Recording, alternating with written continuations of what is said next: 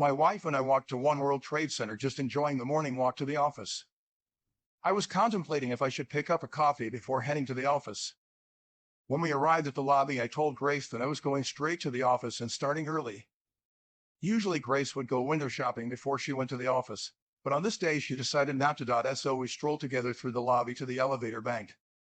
Just before we reached the turnstile, I had to reach into my briefcase for my ID card. Grace scanned her card first, then I scanned my ID. We both started to walk to the middle elevator bank. Suddenly we felt the building shake. Grace grabbed me thinking that she got dizzy, and I asked if she was okay. I asked her, "Did you feel that?" Everyone in the elevator bank stopped short and looked around, wondering what had just happened. Then I heard this loud whistle coming through the maintenance elevators. Out of instincts, I grabbed Grace and started running to the nearest exit, that was the West Side Highway. At that moment, the doors to the maintenance elevators blew wide open. Debris and a strong wind emerged from the elevators. As we reached the exit doors to the street, I pushed Grace in front of me to get her out first. Then that's when all hell broke loose. There was a huge explosion that picked us up and threw us through the glass doors. It felt like a truck hit us from behind. We just flew about 10 to 20 feet. Broken glass was everywhere on the ground and embedded in our bodies. We hit the concrete planters to prevent any vehicle from reaching the buildings from the road. My adrenaline kicked in at that point. I jumped to my feet and noticed parts of my body were bleeding. I looked back at the lobby of the building. Everything was pitch black. That's when I saw this huge orange glowing ball of fire coming straight at me. My reaction was to turn around and cover my face with my hands. That's when I felt the heat engulf me. I just froze. All I could think of at that moment was if Grace was okay. When I felt the fire vanish, I looked for Grace. She was still on the ground. Her clothes were on fire, so I just started to pat her down, not knowing that my shirt was also on fire and that my arms and hands were burned. In those moments, a lady ran past me who was engulfed in flames. Grace was yelling at me to help her, but in those moments my concern was for her. Then I saw a man come to help the lady. I was so confused at that moment, wondering what the hell was going on. At that moment, I heard this very loud thump to my left. About 10 feet from me, I saw the body of a man lying on the sidewalk. He looked deflated and bloodied. Then I realized all his bones were all crushed. I just looked up, and that's when I saw the tower was on fire. There were people just jumping out the windows to their death and debris falling everywhere. I started to scream at my wife to get up, and she tried but couldn't. I kept yelling at her. That's when I realized that aside from being burned, she was bleeding profusely from her left leg. I tried to pick her up and realized that aside from my burns, my left arm was also broken. I just grabbed her with my right hand and dragged her away from the burning tower into the middle of the street. I was trying to get help, but everyone was mesmerized and shocked just looking up at the burning building. I ran to the security booth and started to yell at the guard inside the glass booth for help, and he looked at me like I was crazy. I yelled at him to look up, and his eyes just opened wide and he started to push all kinds of buttons in the booth.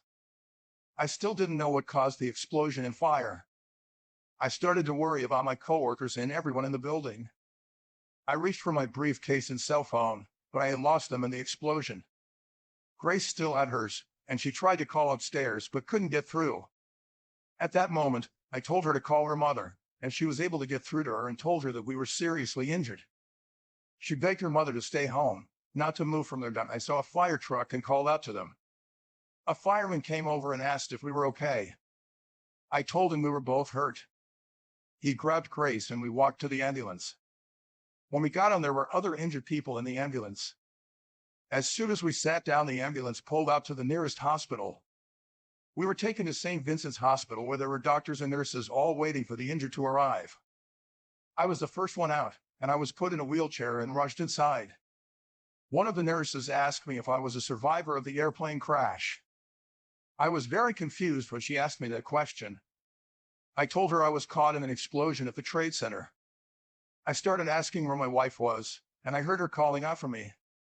They told me she was being taken care of. They started cutting my clothes off, removing my jewelry, and asking me all kinds of questions. The last thing I remember was, he's going into shock. I woke up in a room confused, disoriented, and I started yelling for Grace. A nurse ran in and told me I would have to stay calm, but she would check on my wife for me.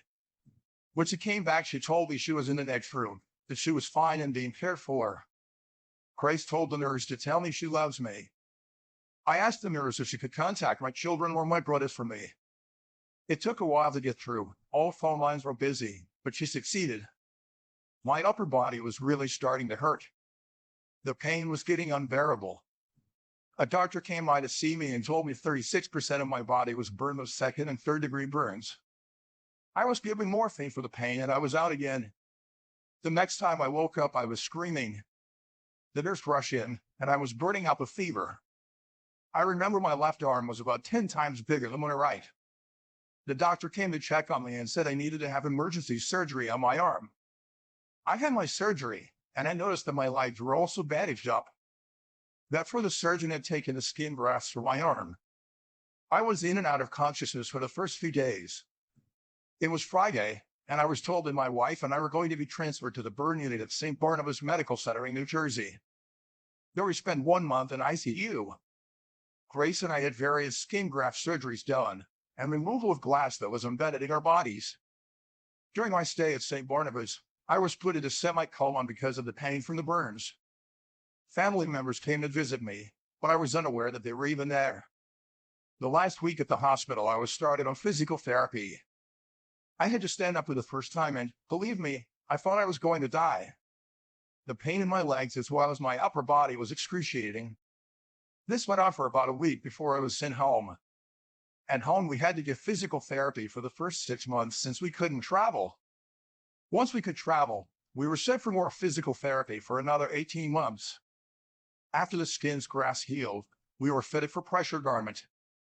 We had to wear the pressure garment 23 hours a day for 2 years. These pressure garments prevent and control the formation of hypertrophic scars by applying counterpressure to the wounded area. I had more surgery on my left shoulder and more therapy. These surgeries went on for 6 years for both of us for the removal of scar tissue. Grace and I suffer from post-traumatic stress disorder, which we are being treated for. I developed a pulmonary condition, RADS, reactive airways dysfunction syndrome, from inhaling the fumes from the fire and debris at the Trade Center. The diagnosis was changed to chronic asthma at a later date. I continue to be treated for this condition. To this day, Grace and I suffer from pain, nightmares, flashbacks, and anxiety attacks. As a result of my lung condition, I visit my pulmonary specialist every 3 months and have breathing tests done every 6 months to check my lung capacity. I worry about my lung condition every day. I finally learned what happened on that tragic day of September 11th, 2001. This was kept from me during my stay at the hospital. I also learned that 11 of my coworkers perished on that day. On this day of September 11th, 2001, 2 new persons emerged and the old ones died. By this statement, I mean our life changed physically and mentally. We have had to adapt to a new way of life. This has angered me very much, finding myself unable to do the things I could do before this tragic event occurred in my life. It has been 9 years since the attacks at the World Trade Center. We have not returned to New York City since the tragic day of September 11th, 2001. We still have fears that there will be another attack on our nation. We live each day at its fullest because we don't know what tomorrow will bring.